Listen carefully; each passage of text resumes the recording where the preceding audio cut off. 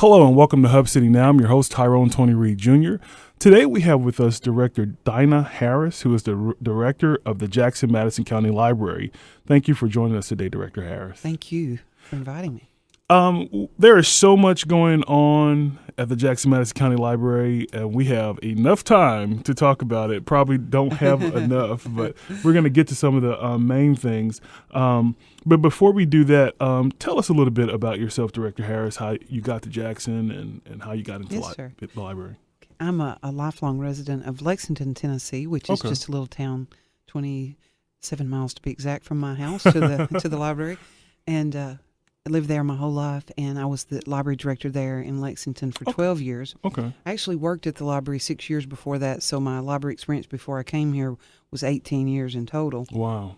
12 of those as a director. Mm-hmm. And then I'm very passionate about library service and the difference it can make in people's life because information is power. That's right. That's what the library is all about. That's right. Is information That's right. In book form, in technology form, and in verbal exchange between people. That's right. And so I know that it made a huge difference in my life growing up especially in a more rural area. Mm-hmm. And so I've just always been very passionate about getting people to realize what we can do to help them have a better life.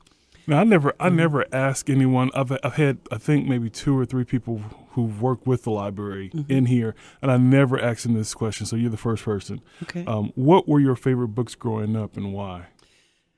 As a little girl, I did read more than I remember because, excuse me, in Lexington, before I left, when we'd be looking through some of the juvenile books, they still had the book pockets in the back with the cards, and my name would be on a bunch of them that I didn't remember reading. But growing up, what I remember reading the most outside of the Bible, I was raised in a very religious and spiritual home. Outside of the Bible was not Nancy Drew, the Hardy Boys. The Hardy Boys. Okay. I didn't even read Nancy Drew for some reason. I don't remember reading Nancy Drew, but I would take the Hardy Boys home. A whole stack every time I went to the library, and that's the main thing I remember reading as a youngster. Wow. Now, how did your love of reading translate into a career in the library? Yeah, originally I was a teacher. Okay. Yeah. Where were you a teacher? At Lexington Christian Academy. Okay. I was there for about 10 years, real close to 10 years. When my boys, I started about the time I have 3 sons. Okay. So I started there about the time they started school, and I worked until they just about got out of high school. And right about that time, I started volunteering at the library because I'd always taken my boys to the summer reading program. Yeah. And so I remember the summer I started there was like 1994, and the boys were at a summer reading program, and I was just sitting there with nothing to do, and I asked the librarian, I saw these carts of books that needed filing, and I said, "You need some help filing those books?" Oh, never ask a librarian that. And if you really know what you're doing, they will jump all over that. And so they said, "Sure." And so I started filing books, and they could see that I knew what I was doing. I knew where to put them. Right. And so that developed into a part-time job, and it never did develop into a full-time job. So I did leave at one point for about 3 months, but I missed it so bad. Really? And I had a job somewhere that had a pension plan and all this, but I went back. I said I traded my pension at that time for my passion, and that was helping people, which is what, for me, it was all about, connecting people with life-changing information, Right. So I went back to the library, became the director, and that's how it started. I started as a shelver, and now I'm the director of the best library in West Tennessee. Now, what was that like? What was it like going from shelver to director? I enjoyed the process the whole way because, like I said, I love libraries. I loved shelving because I got to see the collection. Right. I got to find things that I didn't even know there were books about, So I enjoyed the process all the way from I couldn't believe they paid me to do it, because I enjoyed it so much. Right. Yeah. I love hearing you talk about, especially the summer reading program, because my mother used to have my sister and I at the library. As soon as summer starts, we would get about 12 books, have a reading list, talk about what we read, and go get some more books. Right. I ended up having to count how many books my boys took home. And every time we'd go, we would only get 12. Right. Because that way I knew when I went back that there was 12. Right. But yeah, developed, and I had television part of my life growing up, but part of my life I didn't. So I developed a love for reading early on, and I've carried that, throughout my life. Yeah. Why is reading important to you? Well, reading is important, not just to me. I think, research shows that because, as Dr. Seuss says, the more you read, the more you know. Right. The more you know, the stronger you grow, the louder your voice when speaking your mind or making a choice. And that is so true. Right.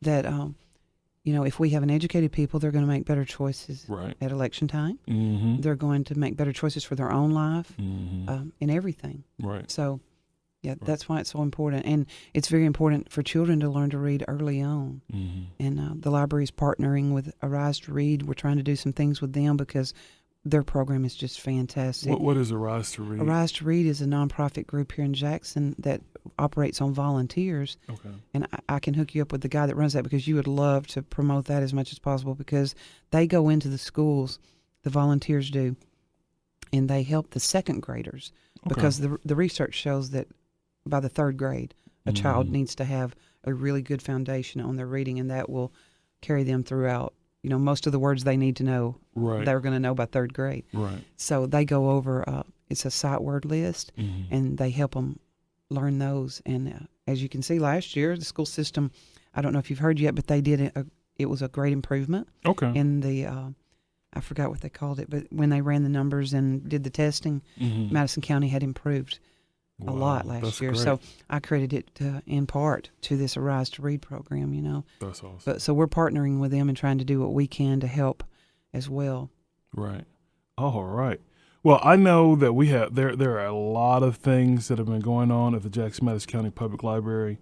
And we wanted to make sure you were on so you could talk about those things. Right, awesome. One of the big changes was that you all celebrated 50 years last year. 50 years in our current building. Okay, 50 years. The library is actually over 100 years old. Oh, okay. Yeah. Wow. Began in 1903 in the old Carnegie building, which is now a museum, I believe. Okay, yeah, that's right. And but we moved to the new location 50 years ago. Okay. And so we'll take advantage of any anniversary to celebrate. And with that 50-year anniversary in that building, you all revealed a new slogan that you all We have, did. and it's called Opening Doors. Opening Doors. Where did that come from? Well, it goes all the way back to when I first came to the Jackson-Madison County Library in January, just celebrated my anniversary, January of 2013. So I've been here 6 years. Okay. It has just flown by. a short 6 years is what I was trying to say. And when I first came, the library needed a new image at that time. Okay. And I didn't have anybody on staff that was talented in that area of marketing. Nobody had the training in that. Right. So we came up with a new, I kind of drew out a concept that I liked, and it really did help us. I think people saw the library in a different light, and it was basically a silhouette of different people in different shades of colors to represent diversity, and that the library is for everyone. Right. And then it was circled by 3 words: technology, literacy, and community, because that's what the library is about. Right. It's about literacy. It always has been about books. I feel like always will be about books as long as there is books. Right. And I believe there will be books. Right. There are books. I believe there will be for years and years to come, because we're seeing a lot of people, even though ebooks are increasing, we do still see a lot, thousands of people. There are a lot of people who still love to hold those and books even in children, their like hands. my grandson that I'm raising is 11 years old, and he would rather hold the book. Right. He's only going to read the ebook if he forgets his paper book at school, and we have to download an ebook to make up his reading. He's not an ebook reader. So the library is about literacy, always has been, always will be. We're about technology because that's where people are getting information now. And we're about using that technology. We try to show them how to use that technology then. Right. Because you can't just say, here's an ebook or here's a computer. Right. We try to help them know how to use those devices. Right. And then the community, the library has several rooms, meeting rooms of different sizes that community groups can use to meet. And that's a verbal exchange of information. Right. Right. And people learn all different ways. So we try to reach all people at their level and in all different forms. So that worked for that time, but I felt like we have reached a new mile marker at the library. I have hired an adult services librarian that actually had marketing experience. Okay. And she has just took us to another level. And I was talking to the whole staff and telling them kind of what I had in mind for design, that I wanted it to say that the library is not just a place of dusty old books. Right. I mean, I'm sure we have a few dusty old books. We have lots of books, thousands. Right. Actually, we have like 125 or 35,000 books in the collection and items. But it's not just that. Mm-hmm. It's about information. It's about what that information does for you, and that's opening doors. Right. So the library is about opening doors for people, empowering them to have a better life, and we're there to help. Right. And so she came up, my new adult services librarian, Jency Spradlin, she sat down and drew this out, and when I saw it, I said, "That's it. That's it. That's what I'm looking for." Right. And it's a J for Jackson, but it also looks like a person. It does. Symbol. And then there's your door, opening. Yeah. and also the colors and font are the ones that the county and city use for their logos. Okay. Because we are a government entity. Right. Yeah.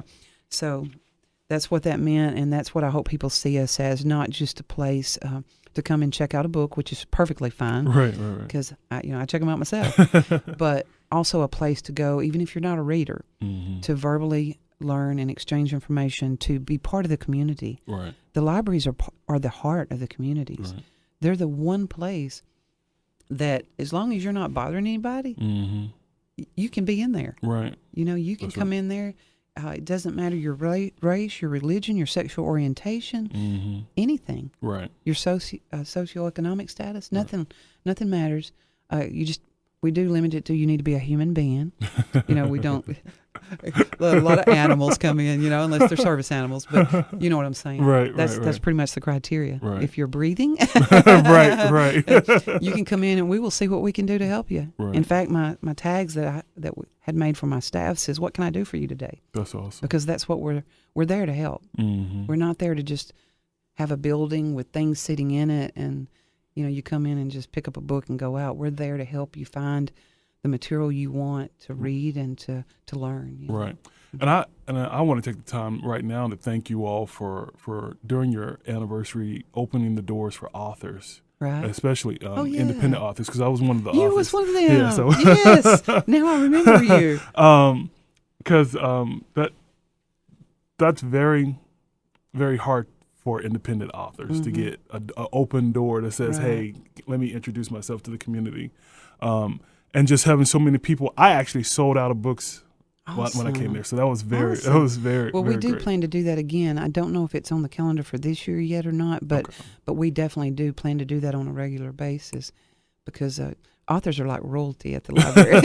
I felt like it. So start calling you King Tony. it was very nice, and also to have that time to talk to the public about my novel series and to hear other authors talk about their novel series and just allowing that to be there was great, because like I said, sometimes it's very hard to get an open door, and you all were right on top of it. And that's the way we wanted to do it, was like to have a big event where a bunch could come at one time, because we get calls continually from individual authors. And there's so many that there's no way that we can host individual author events. Now, we do allow individual authors to use our rooms and host their own event. Right. But, I mean, in this area, we're a leader in West Tennessee. Right. We'd be having a book signing every day or two. And that's important, but we have a lot of other things, like our children's programming and our computer classes and other things that we try to do too. So to balance it out, we let you do that, and then we'll have a big event to bring you all together. That's awesome. As we can. That's awesome. Now, you just mentioned the many programs that you all have. Every time I do a community calendar, I mention you all several times. Yes. Tell us about some of the programs that you all have for the children, for teenagers, and for adults. Yeah, we have a lot, and we've recently started printing this program guide, which you can pick a copy up at the library, and it will have 2 months of programming at one time, so you can put it on your calendar and not miss things. But normally we have story time every week at the main library on Tuesdays, and at our North Branch on Thursdays. And while we're I'm sorry to interrupt you. That's okay. But while we're doing that, can you give us the addresses for the library? All right. So our main library is at 433 East Lafayette, whichever you prefer to call it, Jackson, Tennessee. And then our North Branch is at 8 Stonebridge, Suites F and G. It's to the immediate left of China Pan. Okay. Yeah. Okay. And out there by the new grocery store Aldi's, it's right there in that lineup. So. Okay. And the hours, because Yeah, you all just- have new hours in the downtown. Yeah, we're excited. The library was opening at 10 when I came, and then we got more funding for 1 year, and we went to 9 o'clock openings. And then the next year we didn't get that much funding, so we went back to 10 o'clock. And we've just been waiting to get caught up and on our funding enough that we could do it, and we did it January the 1st of this year. Okay. Now both locations open at 9 o'clock in the morning. Okay, wow. Our main library is open Monday through Thursday from 9 a.m. to 8 p.m. Okay. and Friday and Saturday from 9 to 5. Okay. Our North Branch is open Tuesday through Friday from 9 to 6 and Saturday from 9 to 1. Okay. Now, we are fixing to do some remodeling, and during that time, we'll talk some more about that in a minute, but our hours will be altered a little bit, Okay. during that 2-week period. Okay. So now back to the programs. Okay. The programs that you And so in the children's, the North Branch has story time on Thursday mornings. She has other special events, and it varies from month to month. Okay. In January, she had a couple of Lego events. Lego Okay, at the yeah, I saw library. that, yeah. They were widely attended, and the kids loved them. Now, for January and February, we didn't schedule as many programs because of the remodel, and we're going to be Right. closed for a couple weeks. Okay. But the teens, they have Maker Mondays every Monday where they build, craft, and experiment with different things. Okay. Mondays at 3:30. She has a teen advisory board that kids can be part of. You have to be 11 years old and going in the 6th grade Okay. or through 19 years old. Okay. She has, this month she's having teen movie night. That was last night. Mm-hmm. And then she's having teen drop-in programs where they can just drop in. Those were actually when school was out. Oh, okay. The first week of January. Okay. We don't do teen programming, of course, when school's going on. Right. So, but we have other, the adult programming as well, and programming that adults and whole families can participate in. Okay. So some of those are like Anime Club, Mm-hmm. and we've opened that up for teens and adults where they can meet, they watch anime, talk about it, That's awesome. play their favorite games that have to do with that. Mm-hmm. Tonight at 4:30, one of our employees, Lakeisha Coleman, is going to do a class on vision boards that helps you start your new year on the right foot. And I have to tell Uh-huh. the listeners, because they'll be listening on Sunday, that Oh, it's that'll already be yeah, passed. it already I'm been sorry. passed. Yeah. But tell us Yes. about that, because Yeah. I don't recall seeing a lot of libraries do vision board programs, and that's a big thing. That's a big thing for people, especially during the first of the year, to get your vision board for the rest of the year. Let me tell you, I have probably no doubt, the best staff for a library I have ever seen. Mm-hmm. We presented, or I did, at the conference this past year, and I took a bunch of them with me, the ones that I call managers, and I think we just kind of blew everybody away. Right. To have 25 people that work in as close quarters as we do, and everybody like each other, Right. and have each other's back. Right. And one of my criteria when I hire people is that they have to want to serve people. Right. They have to care about people. Mm-hmm. Because if you don't, then you're not Yeah, going to that's not work the for job. me. Right. And this is not the job for you. Right, exactly, right. whether I'm there or not. Right. Right. But it's like other places that needs to be a criterion. It's not Right. always the one that's looked at. Mm-hmm. But the person that's teaching this vision board is one of my employees that she just said she's going to school. She's learned a lot of things about stuff like this, and she wanted to share it with the community. Mm-hmm. So this program was about getting people together, not just the library or the library staff, but Right. anybody that wanted to kind of bring their focus in and set their goals for this year and figure out a way to get there.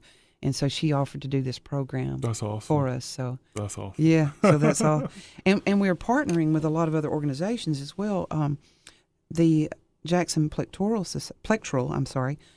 Society is partnering with us to offer old time music hour instructional workshops. Oh, okay. Wow. So it's not just, right. but this is back in our program room, so it doesn't bother the people that are trying to read. That's right. The program room is way away from the book area, Mm-hmm. and that's every Thursday, it's the third Thursday of each month Okay. at 4:30. So we've got that going on. We got a Pokemon card club that that a volunteer is hosting for us. Okay. Our Friends of the Library have programs from the month of September through May. Okay. The first Thursday of each month, they have a special program. They've already had theirs for January. Right. The one in February is going to be Pierre I'm not sure if I can say his name. Pierre Duventry, a Jackson native, is the owner and operator of D-Top Roofing and Repair Company. Okay. And under his vision and leadership, they continue to meet the needs of the regional area. They've been recognized as Reader's Choice Award. Okay. And what he's going to talk about is a passion for being a lifelong learner and a commitment to the community. That's awesome. And that's what we'd like to, And I know earlier the some of the people that had this month was Imagination Library, I believe. Yes, and the Rescue Horse Redemption Road Rescue. And that was very informative to know what's going on in your community that you might not know. I never knew about Redemption Road Rescue, and I looked it up and I was like, oh wow, that's awesome. I didn't even know. It was amazing. Had no idea that the need was that great. And it's kind of funny when you think of the library, you don't think about a lot of these things that we're talking about. We also have Tai Chi classes. Yeah, I saw that. And there again, our Friends of the Library chairperson is the one that leads that. It's every Monday at 10 a.m. And then the knitters, we have knitters, people that teach you how to knit. And there's 2 or 3 different groups of those. And the beginner knitters, I believe they meet on Thursdays at 1. Yeah. Okay. And we have Color Yourself Calm for adults, that's a big thing now. Yeah, coloring is very relaxing. The Daughters of the American Revolution, we have a partnership with them. They use the library, the Midwest Tennessee Genealogical Society. And we have 2 groups that we have really made priority for us, and that's AA and GED. Okay. Because we have seen such a need. Number one, there are a lot of people that really need help that AA offers. Right. And, we want to help them get to where they can be sober and be well enough to report to work every day. Right. And so then we'll help them get their GED and offer those classes. So it's all about helping the community. You might not see the connection sometimes when you look at what we're doing, but it's all about information, even the Tai Chi. Right. You can pick up a book and check it out.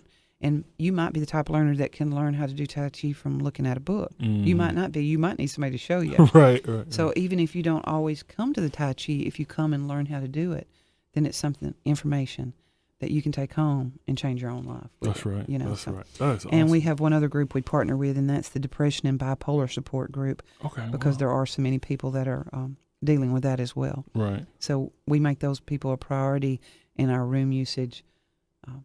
That's all, and like you said that, and again, thank you for allowing these programs to be there, because a lot of people don't know where to go, and they don't know those programs are offered here, and that they can take advantage of that. And the churches have been restricted somewhat, because in years past there were some groups that could go to churches, but with some of the law changes and all, I know that some groups that used to meet at churches can't meet at churches now.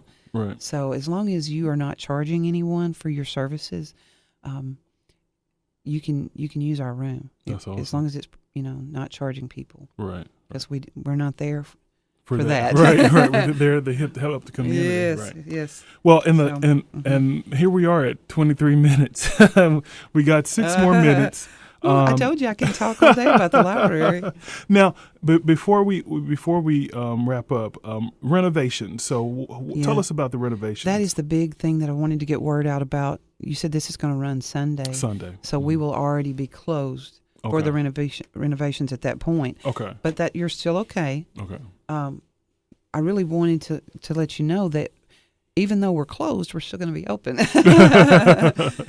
We didn't, opening doors, we're going to celebrate our new logo, opening doors, by closing them. By closing them, right. So we wanted to figure out a way to do as much as we could for the community while we're doing this. Okay. So we are going to have, of course, our North Branch will still be open. Okay. And I am going to send an extra staff member out there in case they have a big, turnout out there because of ours being limited. But our streets on College Street side will be open, the doors, I'm sorry. Okay. And I think my brain's moving faster than my mouth today. So the doors on College Street will be open, so you need to come to that entrance. We will have a very small portion of the library kind of roped off, per se. Right. That you can come in. You can still send. We have a lot of people that still send faxes, especially on Mondays, Okay. Of course, Monday's Martin Luther King Jr. Day, so the library won't be open Monday at all. Right, okay. But after that, we'll be doing faxes. We can still do copies. We can still scan your documents for you where you can email them. We will have 2 computers set up for people that need to do their unemployment recertification, fill out a job application, because those are things that a lot of you have to do online now a lot. Right. And so we will have 2 computers set up just for that, not for browsing the internet. You can go to our North Branch if you want to browse the internet for the next 2 weeks. Okay. We'll still have our newspapers available. There's a lot of people that come in there every day to read the newspaper, so we'll still have those. We have a small room that will hold about 12 people. Mm-hmm. So, that room will be open for people to come and go as they want to read the paper and use those 2 computers. Well, the main thing I really wanted you to know is that even though you won't be able to check out items from the collection, you can go to our catalog on our website, which is www.jmclibrary, that's library.com, and you can enter your library card number and your PIN, and you can put items on hold. We will pull those items for you, and you can still come pick them up. Oh, okay. But you have to put them on hold, and so I need you to come by if you want to do this during the next 2 weeks. If you don't know your 4-digit PIN code, that is something you have to come to the library to set up, because it protects your account. Right. So if you come by the library, if you don't know your PIN code, make sure that's set up. Make sure we have up-to-date information on your notification. Like if you've changed your phone number, we're not going to know how to get a hold of you. Right. But as soon as we pull your item, you'll get your notification. You can come by and pick up your merchandise. Okay. And our new books will be available for you too.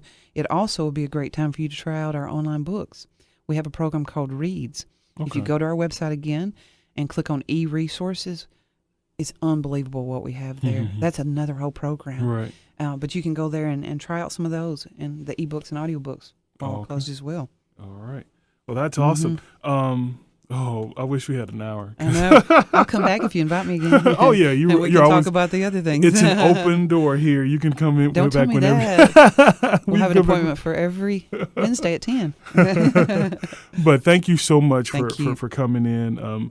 You all have been listening to Director Dinah Harris, who is the director of the Jackson Madison County Public Library. Please be mindful of all the information that she gave you. You can also, if you miss any portion of this, you can go on YouTube. We'll have that up for you to listen to. We'll also do a Facebook Live and a YouTube Live at 5 p.m. later on today, so you can listen to the whole show again. Awesome. And get all that information. Hey, and our phone number is 731-425-8600. Give that to them one more So please time. just call us if you have any question whatsoever. 731-425-8600. All right. Thank you so much. Thank you. Also, keep in mind that tomorrow is Martin Luther King Jr. Day. We thank the Lord for using Dr. King, a great man. Yes. Some of the quotes he said that the time is always right to do what is right. That's right. That's a great one. And take the first step in faith. You don't have to see the whole staircase. Just take the first step. So I'm asking all of you all to take the first step in getting more knowledge. Make sure you go to the library and get all the knowledge that you can. It's free. You can go get free information. You can go learn new things. Right. You can go get the help that you need. It's all at the library. And it's not just a place where dusty old books are. Right. So I'd like to thank our sponsors, Baskerville Funeral Home, R&R Custom Wheels and Tires Express, and Helping Hands of Tennessee.